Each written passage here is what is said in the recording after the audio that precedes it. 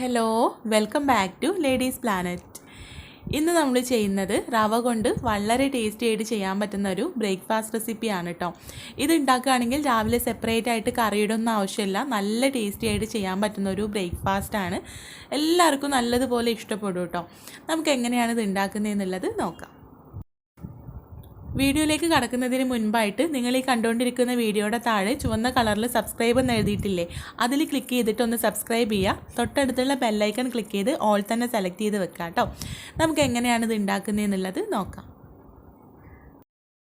ഈ ഒരു ബ്രേക്ക്ഫാസ്റ്റ് ഉണ്ടാക്കാൻ വേണ്ടിയിട്ട് ഞാനിവിടെ 1 കപ്പ് റവ എടുത്തിട്ടുണ്ട്. വറുത്തതോ വറുക്കാത്തതോ ഏത് റവ വേണമെങ്കിലും എടുക്കാം കേട്ടോ. ഇത് നമുക്ക് മിക്സിയുടെ ജാറിലേക്ക് ചേർത്ത് കൊടുക്കാം.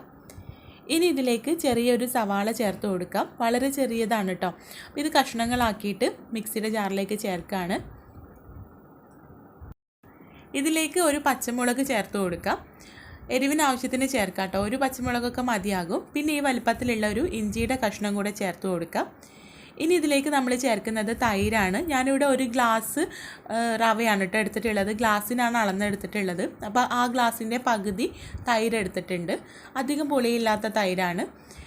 ഇതിലേക്ക് ആവശ്യത്തിനുള്ള ഉപ്പും 1 നുള്ള് ബേക്കിംഗ് സോഡ കൂടെ ചേർത്ത് കൊടുക്കാം.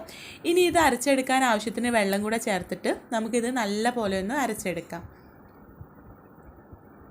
അപ്പോൾ ആദ്യം വെള്ളം ചേർത്തിട്ട് ഇതുപോലെ ഒന്ന് മിക്സ് ചെയ്ത് കൊടുക്കാം കേട്ടോ. അല്ലെങ്കിൽ മിക്സിയുടെ ജാറ് കംപ്ലൈൻ്റ് ആവും, റവ മാത്രം താഴെ കട്ട കെട്ടി കിടക്കും. അപ്പോൾ ഇങ്ങനെ ഒന്ന് മിക്സ് ചെയ്തതിന് ശേഷം നമുക്കിത് നല്ല പോലെ ഒന്ന് അടിച്ച് പേസ്റ്റാക്കി എടുക്കാം.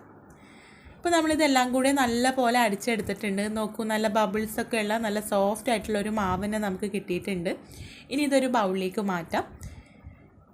ഇനി പാനിൽ കുറച്ച് എണ്ണ ചൂടാക്കിയിട്ട് ചെറിയൊരു തവയോ ഫ്രൈ പാനോ എടുത്തിട്ട് അതിൽ നമുക്കിത് ചുട്ടെടുക്കാം.